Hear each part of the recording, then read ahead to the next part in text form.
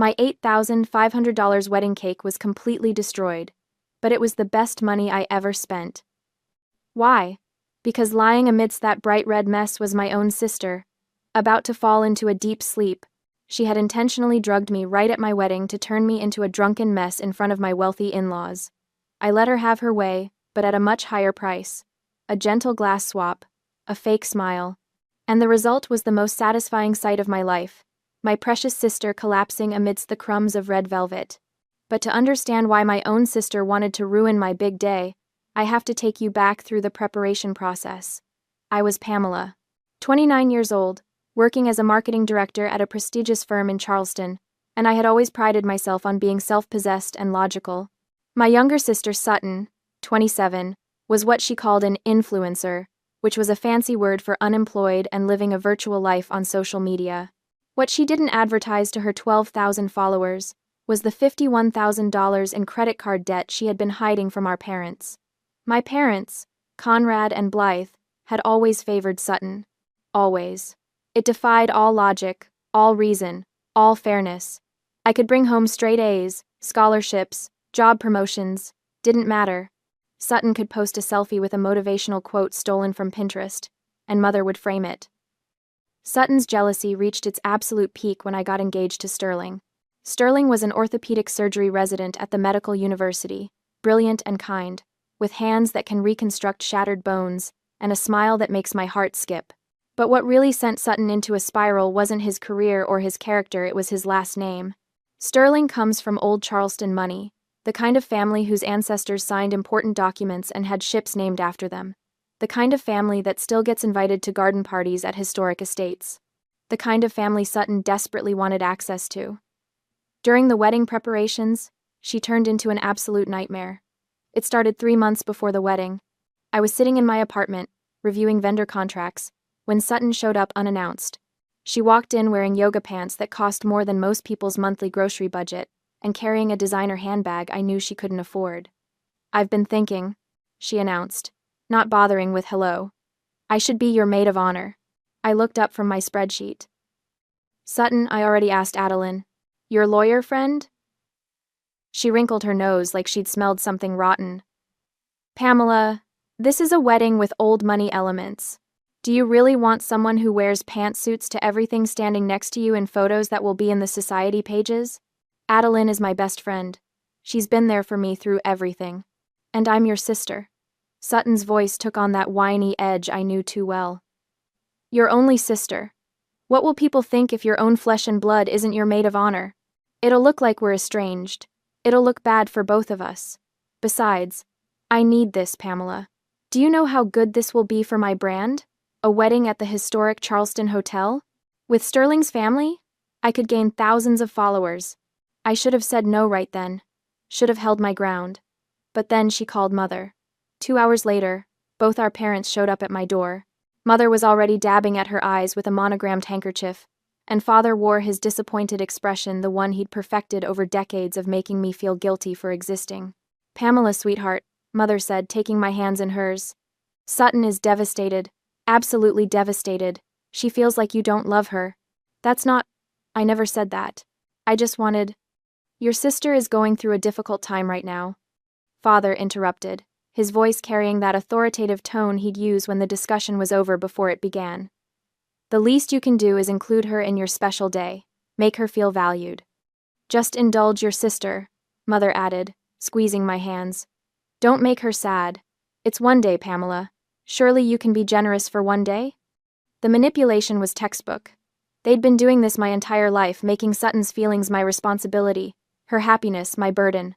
"Fine," I said. The word tasted like ashes. "You can be the maid of honor." Sutton squealed and clapped her hands. Mother beamed. Father nodded approvingly. Adeline, when I called to break the news, was silent for a long moment. Then, "Are you sure about this, Pam?" "No," I admitted. "But it's easier than fighting them all." Easier isn't always better. She was right, of course. But I'd already made my first mistake. I'd already nodded in agreement. I didn't know then that this concession had paved the way for Sutton's most vicious plot. 2 weeks before the wedding, Sutton texted me, Need you to pay for my bridesmaid dress. I'm a little short this month. The dress she'd chosen without consulting me was an $1,800 silk gown from a boutique that required appointments and served champagne during fittings. When I'd suggested more affordable options for the bridesmaids, she'd actually laughed. You're marrying into old money, Pamela. We can't look cheap in the photos. What would Sterling's family think? I transferred the money, didn't even argue. Looking back now, standing in that ballroom with the knowledge of what she'd planned to do to me, I can see it all clearly. Every demand, every manipulation, every time our parents made me swallow my needs to feed her ego, it had all been leading to this moment. Sutton didn't just want to be part of my wedding. She wanted to destroy it, and I almost let her. The Charleston Historic Hotel ballroom was a vision of Southern elegance. Crystal chandeliers cast warm light over round tables dressed in ivory silk, each centerpiece a cascade of white roses and trailing ivy. The hardwood floors gleamed, reflecting the glow of hundreds of candles. At the far end of the room, on a table of its own, stood the centerpiece that had cost me more than most people's monthly rent. The wedding cake. 6 tiers of red velvet perfection, each layer wrapped in ivory fondant and decorated with edible gold leaf that caught the light like scattered stars. Handmade sugar, flowers, peonies, roses, gardenias cascaded down one side in a breathtaking display of the baker's artistry. It cost $8,500. And it was absolutely worth every penny, though not for the reasons I'd originally thought. I sat at the head table, positioned exactly where I'd specified in my carefully drawn seating chart. As a marketing director, I understand the power of image, the importance of angles, the way a photograph can tell a story or destroy a reputation. I'd spent hours planning this setup. Sterling sat to my left, devastatingly handsome in his tailored tuxedo, his dark hair perfectly styled, his hand warm over mine on the white tablecloth. To my right sat Sutton, poured into a champagne-colored silk gown that probably cost more than she'd admit, her hair in an elaborate updo that must have taken hours. Next to Sterling was David, his best friend and head groomsman, a cardiologist with an easy smile and the kind of steady presence that made him perfect for the role. I'd instructed the hotel staff specifically on this arrangement. Husband on the left meant that in almost every captured moment of us as a couple, we'd be facing each other. My facial angle would always be flattering. The lighting would catch my features perfectly. I thought I'd planned for everything. In front of each of us sat identical crystal champagne flutes, provided by the hotel, no engravings, no distinguishing marks. They caught the candlelight, the bubbles rising in perfect golden streams through the expensive vintage Sterling's family had gifted for the toast. The main course had just been cleared away, herb-crusted lamb with roasted vegetables, plated like art. The staff moved efficiently between tables, the soft clink of cutlery and china creating a sophisticated symphony. Conversation hummed around us, punctuated by bursts of laughter from Sterling's college friends at table 7. Sterling leaned close to my ear, his breath warm against my skin. Did you see Uncle Richard trying to flirt with your great-aunt Miriam? I think he's had too much wine. I turned completely to my left to look at him, laughing, my body rotating to face my new husband. In my peripheral vision, I caught movement to my right, Sutton's hand. Her hand moved across the table with practiced smoothness, reaching as if to adjust my place card, which had shifted slightly askew during dinner. A perfectly innocent gesture. Helpful, even. But as her palm glided over my champagne flute, it tilted, just slightly. The colorless liquid from the tiny glass vial she held in her palm fell into my glass and dissolved instantly into the bubbles. The carbonation hid everything, no color change, no residue, nothing to indicate that anything had changed. She pulled her hand back quickly, repositioning my place card with a satisfied little smile. She thought no one saw, but Sutton had forgotten about Adeline. My best friend since law school sat at the VIP table directly across from us, positioned with a perfect view of the head table.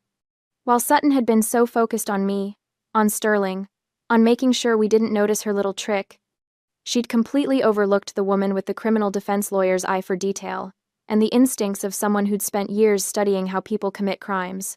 Adeline had seen everything. The gliding hand, the falling liquid, Sutton's smirk. My phone, lying face up on the table next to my champagne flute, buzzed. Bzzzzed. The sound was subtle, lost in the ambient noise of 200 guests celebrating. but I felt it. Saw the screen light up with an incoming message.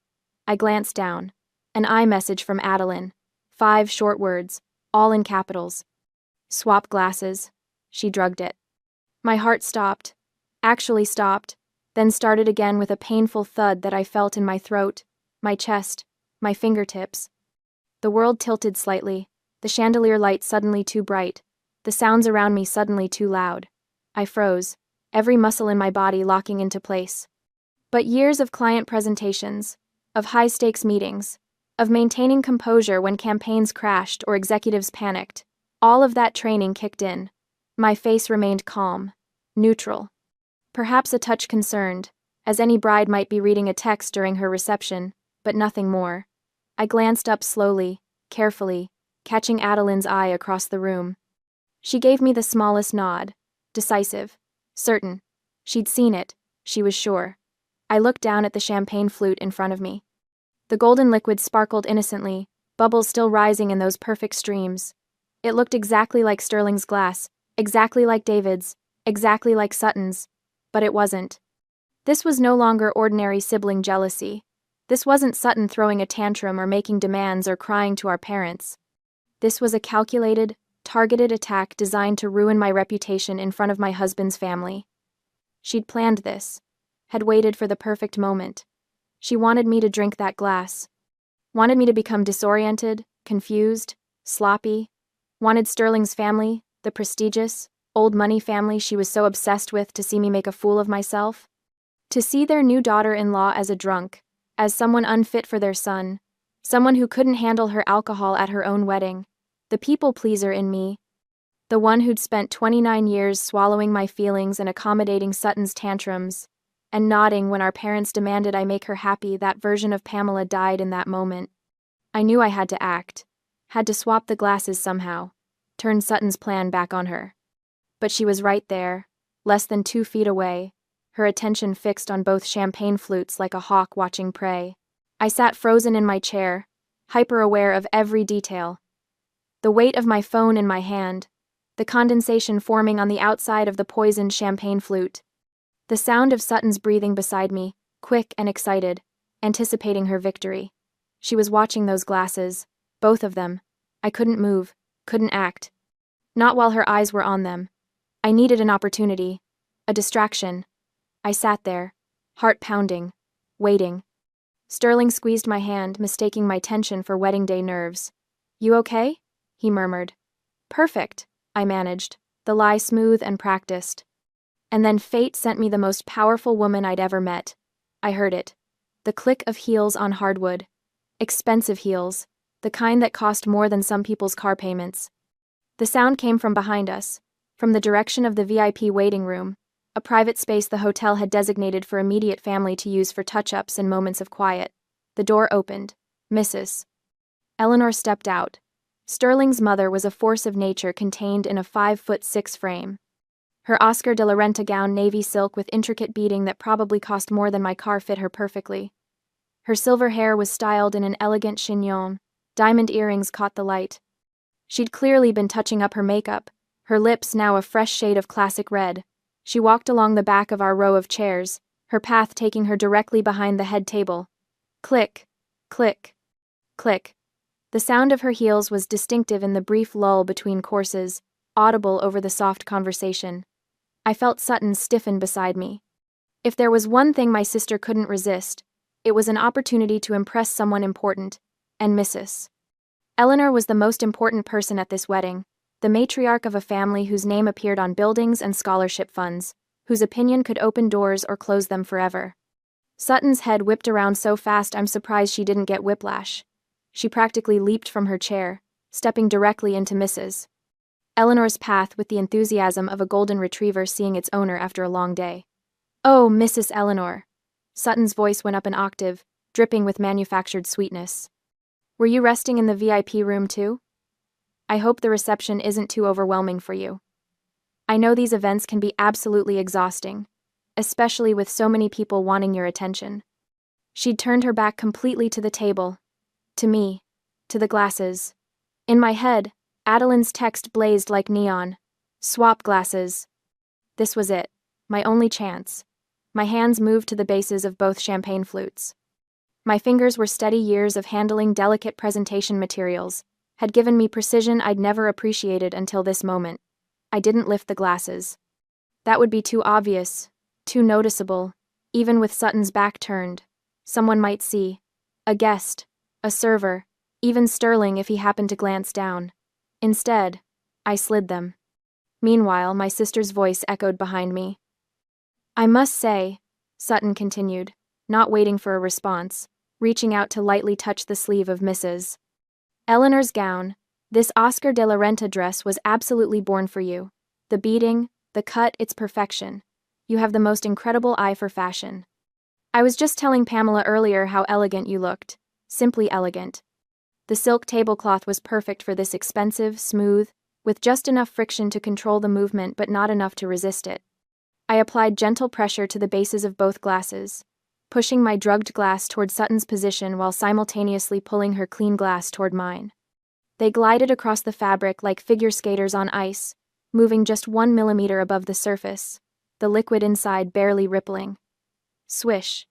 I rotated the new glass slightly in my position, turning it so the faint lipstick mark Sutton had left on the rim faced away from where she'd been sitting. The entire process took 5 seconds. Exactly the time it took Sutton to finish her effusive compliment about the dress and start in on how much she admired Mrs. Eleanor's philanthropic work with the Children's Hospital. No one noticed. The servers were at the far end of the ballroom. The guests were engaged in their own conversations. Sterling was watching his uncle Richard, who had indeed cornered my great-aunt Miriam near the bar. But Adeline noticed. I glanced toward the VIP table. She was holding her wine glass, but her eyes were on me. When our gazes met, the corner of her mouth lifted in the smallest smile. She raised her glass fractionally, a toast only I could see. My network of allies had worked perfectly, and I knew with absolute certainty that Adeline wouldn't take her eyes off my sister for the rest of the night. She'd watch. She'd document. She'd be ready. Mrs. Eleanor extracted herself from Sutton's attention with the practiced grace of someone who'd been handling social climbers for decades. How kind of you to say so, dear. If you'll excuse me, I should return to my table. She glided away, leaving a cloud of expensive perfume in her wake. Sutton turned back to her seat and practically bounced into her chair, her face flushed with triumph. She thought she'd just secured major points with my mother-in-law, thought she'd had a successful networking moment that would definitely be worth an Instagram story later. She glanced at the table. The 2 champagne flutes sat exactly as they had before she'd turned around. Same positions, same fullness, same innocent sparkle of golden bubbles. Her eyes flicked to them briefly, then away. No suspicion, no concern. Why would there be? They looked identical. And her overconfidence, her absolute certainty that she'd outsmarted me, that her plan was flawless, had killed any instinct to double-check. She reached for the glass in front of her now. The drugged one. Her smile was toxic, triumphant. Come now, she said, lifting the crystal flute toward me. Let's toast to your happiness, Pamela. I raised my clean glass, forcing my face into a smile that I filled with hidden meaning. Every ounce of satisfaction, every bit of delayed justice, every year of being told to accommodate her, I put it all into that smile. Thank you, sister, I said softly, to a night we cannot forget. The crystal flutes met with a clear, pure chime that rang out across our section of the table. Clink. Sutton brought the glass to her lips and drank deeply, her eyes locked on mine over the rim.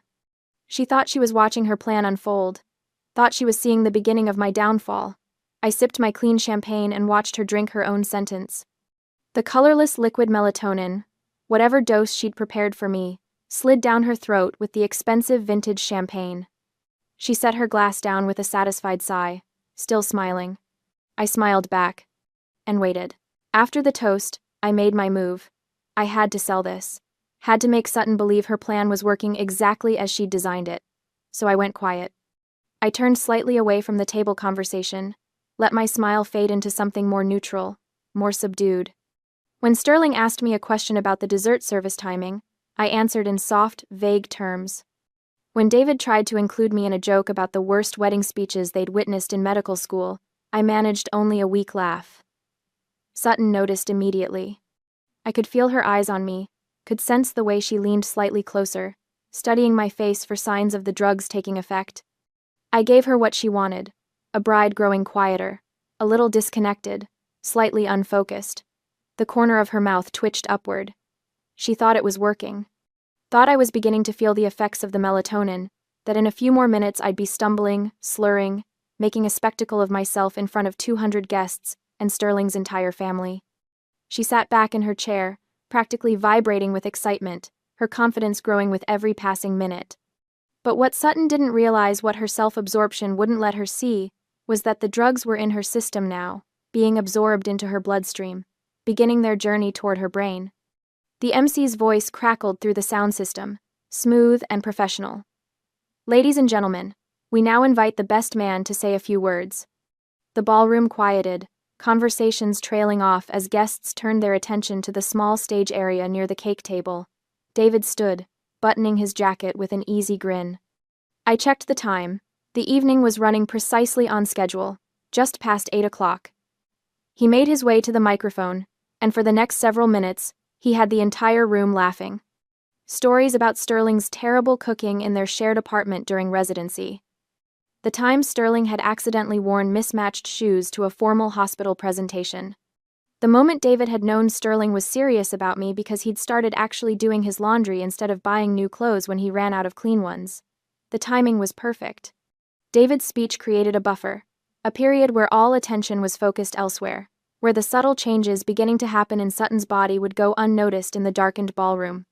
I watched her from the corner of my eye. She was still smiling, still playing her part as the supportive maid of honor, but I saw it the way she shifted slightly in her seat.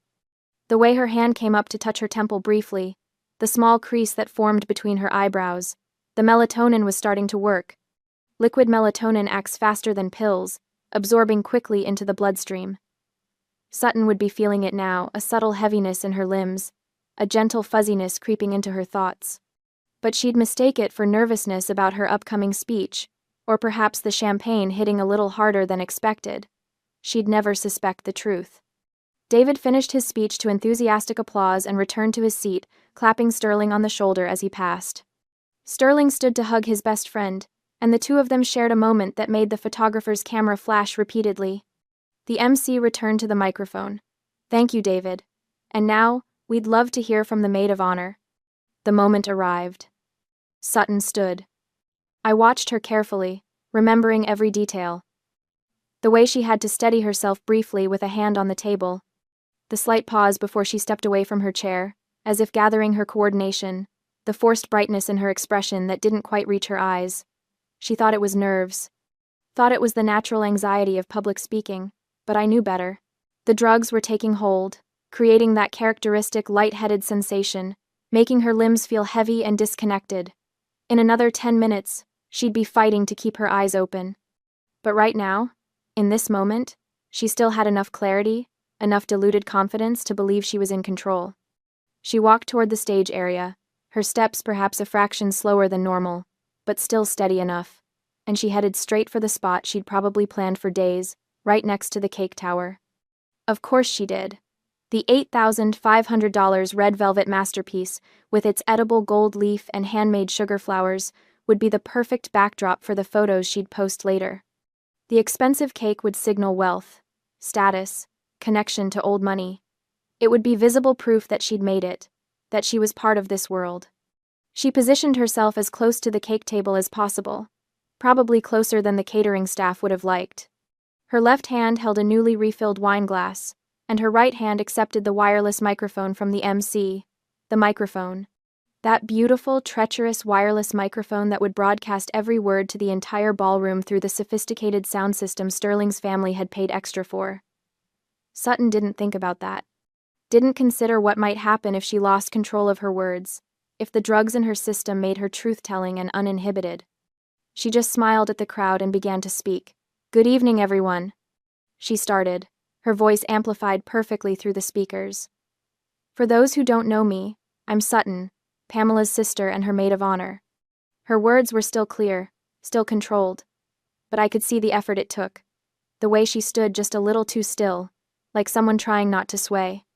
I've known Pamela my entire life, obviously, and I have to say, She paused for effect, playing to the crowd. It's been quite a journey watching her find someone worthy of her. Polite laughter from the guests. Pamela has always been the responsible one, the organized one, the one with the perfect plans and the perfect career. There was an edge to her voice now, something sharp hiding beneath the saccharine sweetness. And now she has the perfect husband from the perfect family. I sat below the stage, my hand finding Sterling's and squeezing tight. He squeezed back. He had no idea what was coming. None of them did. Sutton raised her wine glass slightly, the liquid catching the light. "So here's to Pamela," she said, her smile wide and fake and poisonous. "To my perfect sister and her perfect life." The crowd murmured appreciation, glasses raising in response. But I sat there, watching, waiting. Waiting for the moment when the melatonin would hit full force. Waiting for karma to strike. Waiting for my sister to fall. The applause for my speech was still echoing through the ballroom when Sutton raised her wine glass high, that practiced smile stretched across her face. She delivered her performance flawlessly, the loving sister, the gracious bridesmaid, the picture of family unity. But I knew better. I'd always known better. "To my sister and her new husband," she announced, her voice carrying that theatrical lilt she'd perfected for her Instagram videos. "May your marriage be everything mine will be someday." The crowd murmured their approval. Sterling's hand found mine under the table, his fingers warm and steady. I watched Sutton bring the crystal flute to her lips, my original glass, the one she'd so carefully doctored, and take a long, triumphant sip. The transformation wasn't immediate. She lowered the glass, still smiling, still playing her part. But then I saw it, the slight wobble in her stance, the way her free hand reached for the podium, as if the floor had suddenly shifted beneath her feet. "Thank you all for," her words slurred at the edges. She blinked rapidly, her eyelids growing heavy. The crystal flute trembled in her grip. Adeline leaned close to me, her voice barely a whisper. "How much did she use? How much did she use?" "I don't know," I murmured back, "but judging by how fast it's hitting her, a lot more than the recommended dose." She swayed visibly now, her knuckles white as she gripped the microphone stand. The entire ballroom had gone quiet, 300 guests watching as my sister's carefully constructed facade crumbled in real time. "Why?" Her voice cracked through the speakers, confused and frightened. "Why is the ceiling spinning?" The wine glass slipped from her fingers first. It tumbled through the air in what felt like slow motion, crystal catching the light before it shattered against the stage floor. The sound was sharp, final like a gunshot in the sudden silence.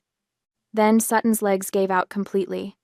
She pitched forward, her right hand still clutching the microphone in a death grip, as if that slim piece of metal could somehow anchor her to consciousness.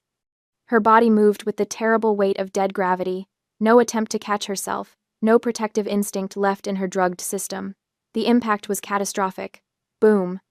6 tiers of red velvet wedding cake, $8,500 worth of artisanal perfection, each layer carefully crafted with gold leaf details and delicate sugar flowers, exploded on contact.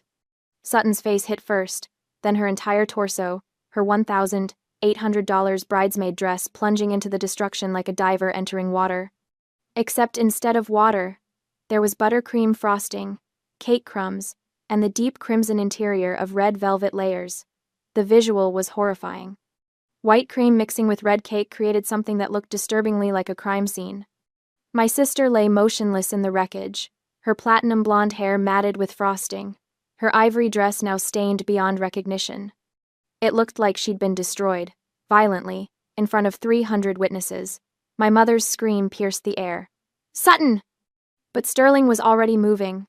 His doctor's training kicked in before anyone else could even process what had happened.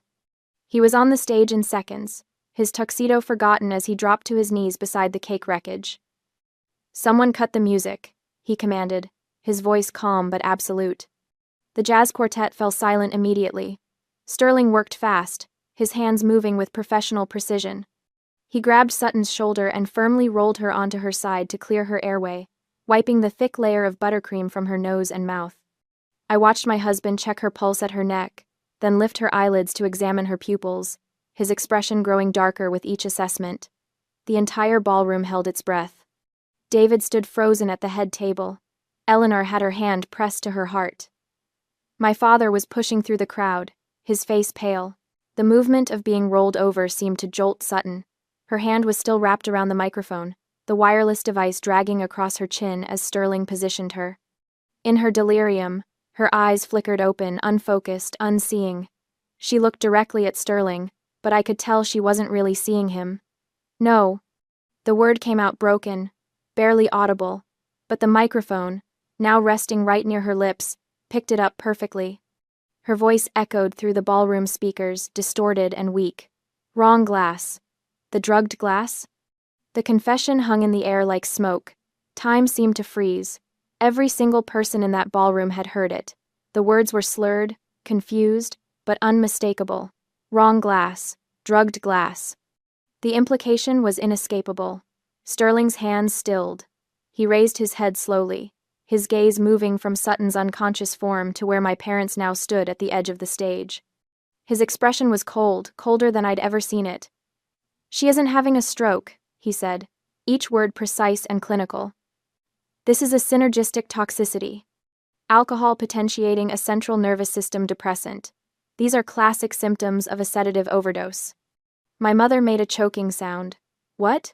No, that's not, she wouldn't." Sterling pulled out his phone and called 911, briefly explaining the situation to the dispatcher using medical terminology before hanging up. My father finally found his voice. "This is ridiculous. Sutton would never, there must be some mistake." Sterling ended the call and stood, towering over both my parents. The look he gave them could have frozen fire. "You two will go to the hospital with her. I won't call the police tonight."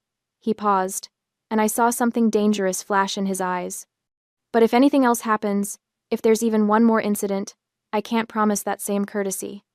The threat was clear. My father, who'd spent my entire life bulldozing over everyone with his opinions and demands, actually stepped back. He opened his mouth, then closed it again, completely silenced by Sterling's absolute authority. The ambulance arrived within minutes, the advantage of being in downtown Charleston.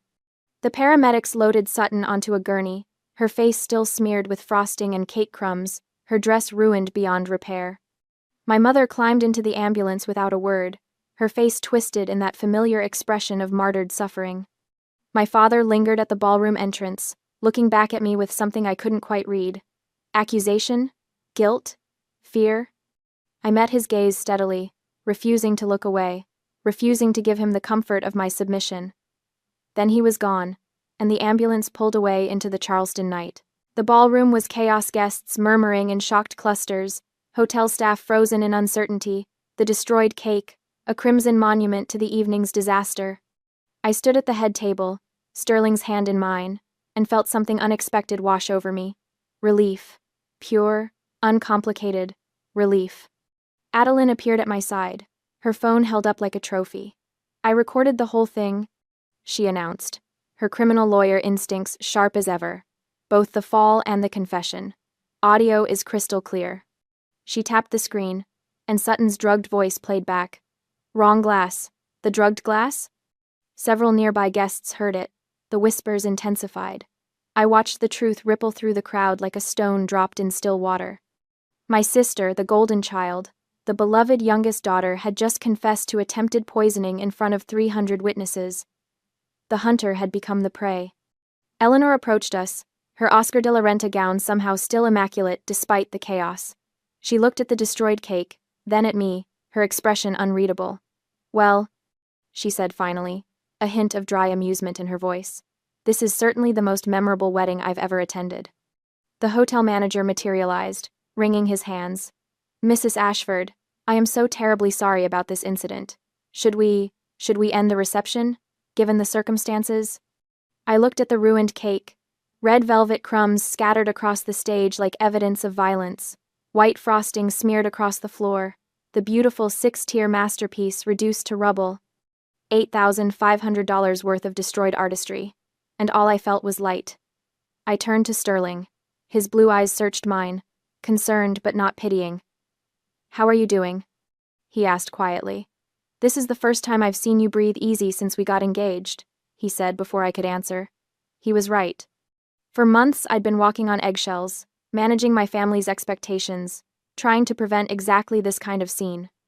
I'd paid for Sutton's dress, included her in every detail, bent over backward to keep the peace, and she'd tried to drug me anyway. But now? Now the monster had been driven away. I looked at the hotel manager and smiled a real smile, not the practiced one I'd been wearing all night. Clean it up. Bring out more wine and whatever desserts the hotel has in the kitchen. The night has only just begun. The manager blinked. You want to continue? This is my wedding reception, I said firmly. And I'm going to celebrate with the people who actually care about me. Something shifted in the room after that. The guests who'd come out of obligation, my parents' friends, the society matrons who'd attended for appearances, made their quiet exits. But the people who remained? They were ours. Sterling's medical school colleagues, my work friends, Adeline and David, Eleanor and the family members who'd actually taken the time to know us. The jazz quartet started playing again. The hotel brought out trays of chocolate tortas and lemon tarts. Someone opened more champagne. Without the weight of my family's judgment hanging over everything, the reception transformed into something genuine.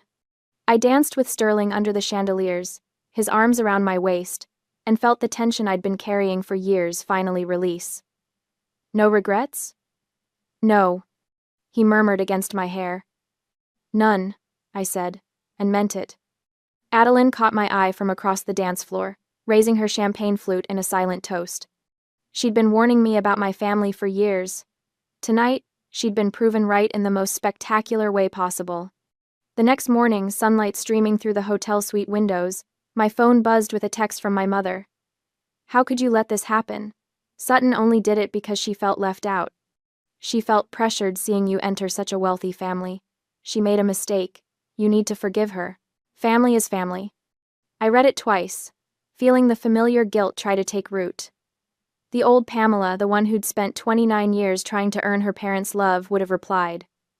Would have apologized. Would have found a way to make it her fault. But that Pamela had died somewhere between the glass swap and the cake destruction. I deleted the message without responding. Then I blocked the number. Sterling watched me from the bed, understanding without asking. You okay? Yeah, I said, and realized it was true. I really am. I blocked my father's number next, then Sutton's.